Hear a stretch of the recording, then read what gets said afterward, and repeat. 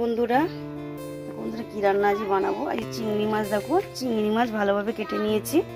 চিংড়ি মাছের শুধু ঝাল বানানো হবে। পেঁয়াজ কুচিয়ে নিয়েছি বেশ পরিমাণ মতন, আদা আর জিরে আর শুকনো লঙ্কা ভালো করে পেস্ট করে নিয়েছি। আর তিনটে নিয়ে নিয়েছি টমেটো আর কিছুটা কাঁচা লঙ্কা নিয়েছি। তেলও গরম হয়ে গেছে, চিংড়ি মাছগুলো দিয়ে দেবো।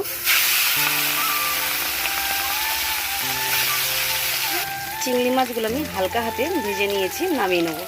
তারপর চিংড়ি মাছ ভাজা হয়ে গেছে, দিয়ে দেবো অল্প করে জিরে ফোড়ন দিয়ে দেবো, বেশি দিলাম না। আর দিয়ে দেবো কুচিয়ে রাখা পেঁয়াজগুলো।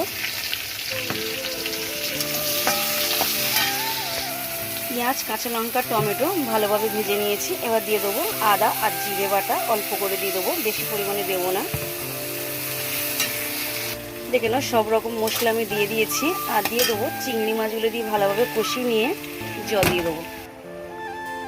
দেখে নাও বন্ধুরা, চিংড়ি মাছের রসালো কমপ্লিট হয়ে গেছে, নামিয়ে নিয়েছি।